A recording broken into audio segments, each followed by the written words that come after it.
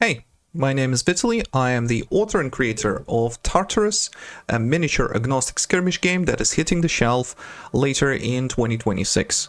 And for a while I wanted to make these videos to introduce the public to the lore of the game, the mechanics of the game, and generally talk about my experiences making the whole thing, because it has been quite a journey. Generally, I don't really know where to start talking about where did I get the inspiration to do Tartarus. Officially, I started putting all the notes and gathering everything into one big pile somewhere in the beginning of 2025. I think it was January, where it kind of hit me that I really want to make my own skirmish game. Because, well, I was really let down by the other systems out there. Every single one of them was too cumbersome. Every single one of them took a lot of preparation and took a lot more time to execute, let's just say. A typical game of Warhammer takes 5 freaking hours because every time you hit a snag in the rolls, you have to go and see, oh, how does this work with this other rule, and how does the math work, and where do I get the +1 and -1, and it's just tiresome, you know. Sometimes you just want a smaller table, a relaxing evening, move about your miniatures, toss some dice, have a beer, good, right? So that's where the urge came from, but the inspiration for it, I'm not even sure where to start, because I think ever since I was a kid, I was fascinated with monsters and grim, dark stuff. When I was 7, I caught my first glimpse of the Xenomorph from the Alien franchise, and from that point on, I spiraled downwards fast. I watched a lot of horror movies throughout my life, played a lot of war games, and was always fascinated by the designs of creatures and characters specifically. I started drawing them myself, and later on even got a degree in game design, specifically because I really wanted to get into the nitty-gritty of creation.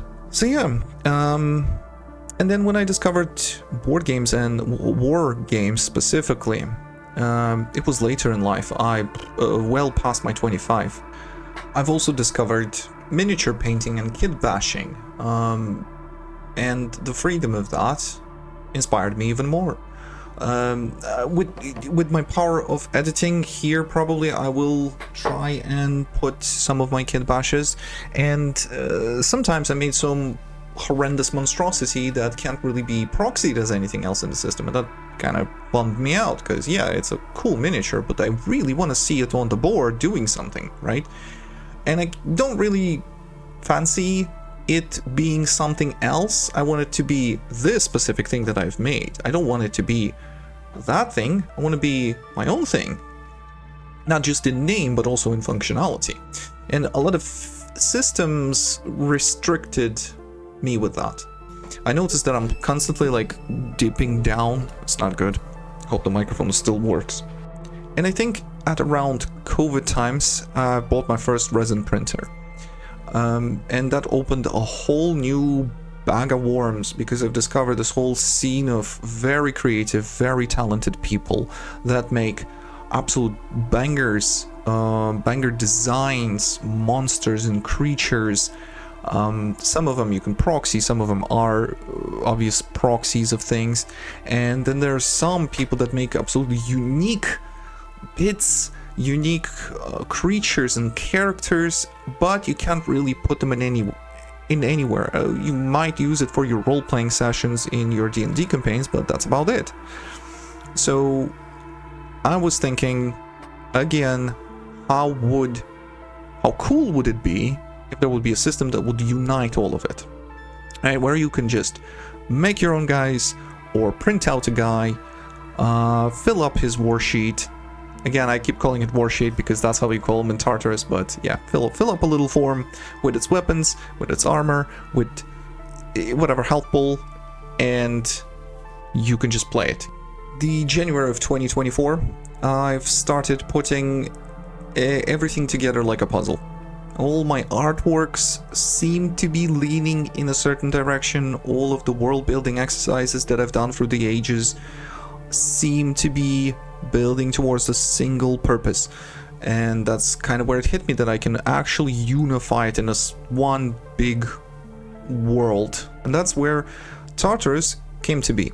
First as a note, then 2 notes, then a document, then a Google document, then a InDesign document, and then I started making concept art and started making and thinking of the mechanics of the game and how to make it fast and fun to play.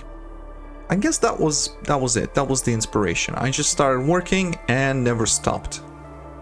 It also was a good exercise for me because I often started projects that I've never finished.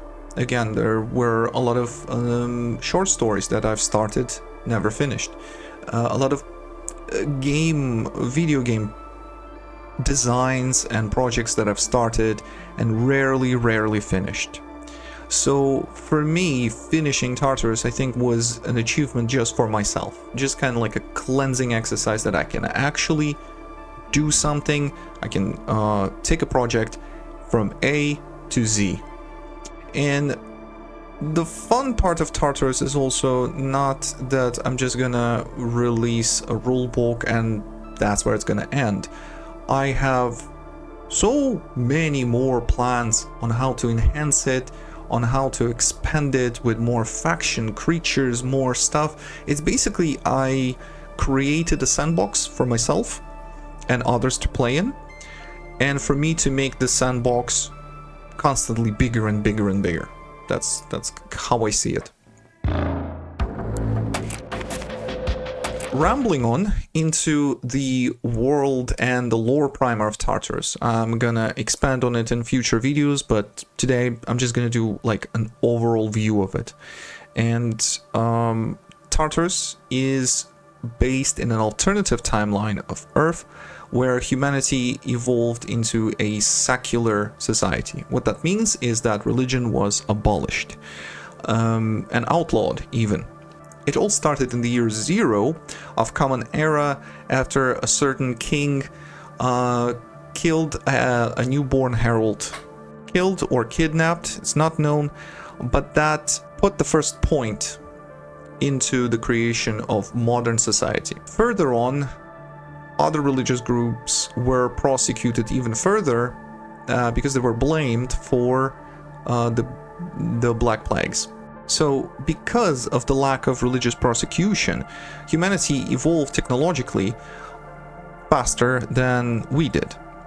The men and women of science pushed their ideas faster, and in, I think it was 19th century, that they put their first moon colony on the moon.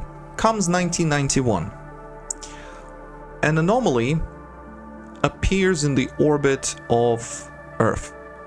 A gigantic black hole that slowly came into orbit and simply stayed there for the next 9 years. First, when it arrived, it emitted an electromagnetic pulse so bad it actually discommunicated people for a while. And while people tried to repair everything and recover everything, they noticed that the flora and fauna of our planet started to slowly mutate. Not drastically, but you first see a cow with 2 heads and a deer standing upright, wink wink. Further down the line, they noticed that there are more and more people appearing with paranormal abilities. Some that can summon fire with a flick of the finger, others moving objects with just their minds.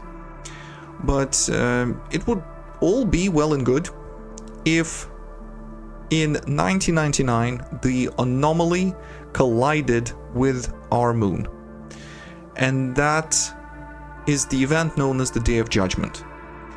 The Day of Judgment, apart from just destroying our precious moon, it also brought in a rapture. Half of the population, even more than half of the population, has been simply poofed out of existence, leaving only clothes behind on the floor. The other half, unfortunately, witnessed the horrendous destruction of the satellite and the appearance of 7 new moons in the orbit, now known as the Archon moons. The moons, each one responsible for a single human vice. Along with the moons came the curse of the undeath. What that means is once you are dead, you simply respawn. It can be 100 meters away, it can be a kilometer away. 10 minutes or in 20 minutes or in an hour, your body simply grows back up from the ground. Bones, muscles, sinews, everything regrows slowly over time, and you just wake up anew. However, every time you do respawn, you are missing something. It can be a memory, an emotion, an ability to speak, up to a point where you die so many times that you simply respawn as an echo. Echoes are a wandering husks of what used to be a human. They're not malicious. Some of them might be if you come too close, but usually they simply wander around, repeating some of the motions they did when they were alive. Holy contrast change. So I did record more, but unfortunately my microphone died on me and now I have to redo the whole thing. Next episode we're going to talk more about the factions of the world in details, but for this one, thank you so much for watching. I hope you liked it. I hope you're going to stick around.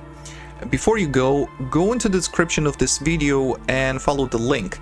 You will be able to pick up a free demo of the game with simple rules, 2 pre-made faction warbands, and 3-part narrative campaign that will send you into the swamps of Latvia, where I come from.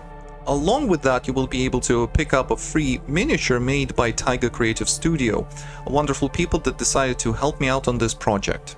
And also you will be able to read a short story written by yours truly that will tell you more about how people live in this post-apocalyptic nightmare. Again, thank you so much. See you next time.